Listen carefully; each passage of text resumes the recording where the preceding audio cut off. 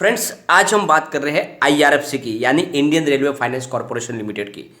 वही हुआ जिसकी मैंने बार बार आपसे बात कही थी काफ़ी समय से कि जब बाजार में बड़ी गिरावट होगी तब ये उस गिरावट से बच के रहेगा। तो आईआरएफसी बिल्कुल उस गिरावट से बच के रहा है। जब बाजार में भयंकर क्रैश हो गया, बाजार करीब 1600 पॉइंट से ऊपर गिरावट हुई है सेंसेक्स के अंदर, उस समय भी आईआरएफसी उसी प्राइस पे है जहां पे लगभग एक महीने पहले प्राइस थी। तो इससे एक बात आप समझ लो कि यहाँ पे आपका इन्वेस्टमेंट सुरक्षित है।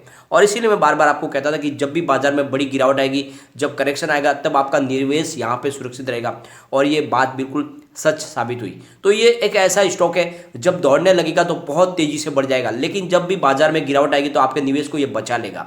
और ऐसे इन्वेस्टमेंट हमें कभी भी, जो भी हमारा पोर्टफोलियो, उसमें कुछ ऐसा इन्वेस्टमेंट हमें रखना ही चाहिए जहां पे बाजार में जब भयंकर क्रैश आता है तो हमारा निवेश सुरक्षित रहे। आईआरएफसी उसी पैमाने पे खरा उतरता है, इसने ये साबित किया है।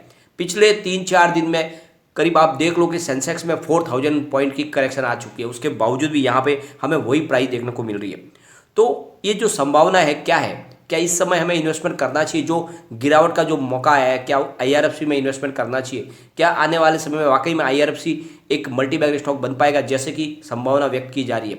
लेकिन एक बात भी है साथ अच्छी है कि कंपनी लगातार अच्छा डिविडेंड दे रही है और इसी वजह से हमारी जो बाइंग प्राइस है वो भी नीचे आ जाती है। काफ़ी अच्छा रिटर्न बार बार हमें मिलता है डिविडेंड के माध्यम से। और दूसरी बात यह है कि यहाँ पे सबसे बड़ी जो प्रमोटर होल्डिंग है वो है सरकार की। और बार बार ये सोच में लोगों को डर भी लगता है कि ओएफएस आएगा तो इसकी प्राइस और गिर जाएगी। ऐसी कोई संभावना नहीं है कि ओएफएस के माध्यम से आपको प्राइस गिरती हुई दिखाई देगी। यहाँ पे आपको बेनिफिट मिलने की संभावना तो बहुत ज़्यादा है, गिरावट की संभावना इसमें बिल्कुल नहीं है। ये आप समझ लो कि इसकी प्राइस 20 से नीचे जाने की कोई संभावना नहीं, चाहे बाजार में कितनी भी बड़ी करेक्शन आए। और करेक्शन आएगी तो इस स्टॉक के लिए फायदेमंद ही है, क्योंकि फिर से इसको नई शुरुआत करने का मौका मिल जाएगा और उस दौर में ये तेज़ी से आगे बढ़ सकता है। तो बहुत सारी बातें जिनको इस वीडियो के माध्यम से डिस्कस करेंगे, ये वाकई में क्या इस समय इन्वेस्टमेंट के लिए अच्छा स्टॉक बन रहा है, तो सारी संभावनाओं को जानेंगे। लेकिन फ्रेंड, उससे पहले अगर आप पहली बार हमारे चैनल पे आए तो चैनल को सब्सक्राइब कर दीजिए, एक बेल आइकॉन दबा दीजिए ताकि जब भी नया वीडियो बने पहला नोटिफिकेशन आपको मिले। वीडियो पसंद आए तो लाइक शेयर जरूर कीजिए। चलो फ्रेंड, वीडियो स्टार्ट करते हैं। मैं हूँ आपका दोस्त एसबी दवे और हमारे अपने चैनल ऑनलाइन कमाई में आपका बहुत बहुत स्वागत है। सबसे पहले हम इसके कारोबार को देख लेते हैं। फ्राइडे को स्टॉक ओपन हुआ 23.50 पर, हाई बनाई 23.70 की, लो है 23.30 का और एंड में 23.35 पर करीब 1.48% डाउन पर इसने क्लोजिंग दी है। तो अब आपको लग रहा होगा कि करीब ये भी 1.5% गिर गया है। तो अगर आप इसकी प्राइस देखें फ्रेंड्स, तो ये स्टॉक आपको 23.55 पर 22 नवंबर को भी दिखाई देगा। तो जो 22 नवंबर की प्राइस थी उससे भी करीब 20 पैसे ही नीचे गिरा है। तो आप देख लो कि प्राइस लगभग वहीं के वही है। बाजार में बहुत बड़ा करेक्शन इस दौर में आ चुका है। अगर हम इसके 28 अक्टूबर की बात भी करें तो करीब ये इस नवंबर से अक्टूबर के अंदर भी 24 रुपीज़ की ही प्राइस थी। तो गिरावट इस स्टॉक में नई के बराबर हुई है। स्टॉक लगभग उसी जगह पे ट्रेड कर रहा है और इस दौरान हमें 4000 पॉइंट का करीब करेक्शन देखने को मिल गया है, क्योंकि सेंसेक्स में बहुत बड़ी गिरावट हुई, आपने देखा ही होगा। करीब सेंसेक्स अब आ चुका है 57,107 पर, जहाँ पे 61,000 पे सेंसेक्स था। अगर फ्राइडे के गिरावट देखें तो करीब बहुत ही बड़ी भयंकर गिरावट हुई है, करीब 1687 पॉइंट की गिरावट हुई है। 2.87% सेंसेक्स गिर चुका है, लोगों को भयंकर लॉस हुआ। और ऐसे समय में जिसने भी आईआरएफसी में निवेश किया उसका निवेश तो अभी भी सुरक्षित है, क्योंकि यहाँ पे कोई गिरावट हमें देखने को नहीं मिली है। अगर हम बात कर ले बीएससी की तो करीब 18,85,000 का वॉल्यूम हुआ सामने, 11,28,000 की डिलीवरी उठाएगी और डिलीवरी का परसेंटेज 59.86% है। तो बहुत ही शानदार डिलीवरी बेस काम हुआ, लोग अभी भी अच्छी खरीदारी इसमें कर रहे हैं। 72,09,000 वॉल्यूम हुआ है एनएससी में और सामने 41,39,000 की डिलीवरी उठाई गई है और डिलीवरी का परसेंटेज 57.41% है। तो दोनों एक्सचेंज में 50% से ऊपर अच्छा खासा काम का जो है डिलीवरी बेस। अगर हम इसके वॉल्यूम को एनालिस करें तो पिछले एक महीने पहले इसका 2 करोड़ का वॉल्यूम था, 1 वीक पहले 1 करोड़ का वॉल्यूम हुआ था, गुरुवार को 64 लाख रुपीज़ का वॉल्यूम हुआ था, लेकिन फ्राइडे को 91 लाख रुपीज़ का वॉल्यूम होता है। अच्छे वॉल्यूम के साथ में कामकाज हो रहा है। यहाँ पे 20.80 इसका 50 रुपये का लो है, 26.7052 का हाई है और फिलहाल स्टॉक 23.35 पर है। तो ये जो प्राइस है ये तो हमने कई बार देखी है, इतनी बड़ी गिरावट के बावजूद भी हमें प्राइस वहीं पर है जो लगभग इसकी एक महीने पहले थी। तो कोई डरने की बात नहीं, और यही बात मैं आपको हर बार कहता था कि जब भी बाजार में भयंकर गिरावट होगी आपका इन्वेस्टमेंट यहाँ पे सुरक्षित रहेगा, यहाँ पे बड़ी गिरावट नहीं होगी क्योंकि यहाँ पे कोई तेजी बनी नहीं है। तो स्टॉक बहुत ज़्यादा मजबूत है, इसलिए यहाँ पे गिरावट की संभावना नहीं है। अब जब ये दौड़ेगा, सेकेंड टर्म इसको मौका मिलेगा, जब फिर से बाजार में नई तेजी की शुरुआत होगी तब ये स्टॉक उसके साथ में दौड़ना शुरू कर देगा। पता ही होगा IRFC का जो बिजनेस है वो रेलवे को फाइनेंस करती है। रेलवे का सारा जो कारोबार है इसी के ऊपर, दारोमदार के ऊपर चलता है, क्योंकि जो फाइनेंस मिलता है वो IRFC से मिलता है।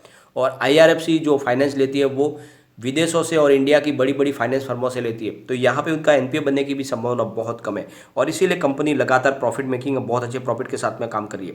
अगर हम इसके Q2 के रिजल्ट को देखें तो कंपनी ने टोटल इनकम 4690.04 करोड़ रुपीज़ की बताई है, जो 2.37% ज़्यादा है Q1 से। Q1 में इनकी टोटल इनकम 4581.60 करोड़ रुपीज़ निकल कर आई थी और 26.27% ज़्यादा है पिछले साल सेम क्वार्टर से। पिछले साल सेम क्वार्टर में इनकी टोटल इनकम 3714.17 करोड़ रुपीज़ थी और कंपनी ने net profit after tax 1501.48 crore rupees का बताया। तो आप ईयर ऑन ईयर बेसिस पे देख लो या क्वार्टर ऑन क्वार्टर बेसिस पे देख लो तो कंपनी का इनकम लगातार बढ़ रही है और ये एक इशारा है कि ये कंपनी बहुत मजबूत है। इसका जो प्रॉफिट है वो IRCTC से बहुत ज़्यादा है और जब IRCTC इतनी तेज़ी उसमें दिखा दी है तो यहाँ पे क्या संभावना कि नहीं बने, मौका आने दो, ये तेज़ी से दौड़ने लगेगा। और इसी को मौके की तरह ले रहे हैं बहुत सारे बड़े बड़े फंड हाउस, जहाँ पे अगर हम इसके पैटर्न को देखें, शेयर होल्डिंग पैटर्न, तो उसमें बहुत सारे चौंकाने वाले आंकड़े निकल के आ रहा है। जहाँ पे देखो तो इंस्टीट्यूशन ने यहाँ पे अच्छी खासी होल्डिंग बनाई है। Q1 में 4.6% की थी तो इंस्टीट्यूशन ने उस होल्डिंग को बढ़ा के 4.24% कर लिया है। तो जब बाजार में बड़ी इसमें तेजी स्टॉक में नहीं बन रही है तो वो निवेश क्यों बढ़ा रहे हैं, क्योंकि उनको भी पता है कि ये स्टॉक आगे जाके बहुत तेज़ी से आगे बढ़ सकता है और जब बाजार में गिरावट आएगी तो उनका निवेश भी बचेगा, इसीलिए उन्होंने यहाँ पे इन्वेस्टमेंट किया हुआ है। अगर हम इंश्योरेंस कंपनीज की बात करें तो उन्होंने भी अपने इन्वेस्टमेंट इस स्टॉक में बढ़ा दिया है। उनको भरोसा है कि स्टॉक अब ये दौड़ेगा ही दौड़ेगा। तो 1.06% की होल्डिंग उनकी Q1 में थी, Q2 में उनको बढ़ा के इंश्योरेंस कंपनी ने 1.11% कर लिया है। अगर हम बात करें फॉरेन पोर्टफोलियो इन्वेस्टर की तो उन्होंने भी स्टॉक पे भरोसा किया है। 0.86% की होल्डिंग Q1 में थी, उन्होंने बढ़ा के 1.06% कर लिया है Q2 में। तो यहाँ पे देख लो इंश्योरेंस कंपनियों को इस स्टॉक पे भरोसा है, FIA को इस स्टॉक पे भरोसा है और हमारे बड़े फंड हाउस, इंस्टीट्यूशन हाउस जो है उनको भी भरोसा है। तो यहाँ पे जो होल्डिंग बढ़ रही है वो ये इशारा है कि ये स्टॉक बहुत जल्द तेज़ी से आगे बढ़ेगा, आपके निवेश को कई गुना बढ़ा देगा। तो जब बाजार में भयंकर करेक्शन की संभावना बन रही हो तो आपका निवेश ऐसे स्टॉक में होना ही चाहिए। यह आने वाले समय का एक बड़ा मल्टीबैगर है। अगर कम्युनिटी सेंटीमेंट की बात करें तो वो भी स्टॉक के साथ में है। फिलहाल 79% बाई की कॉल है, 21% सेल की कॉल है।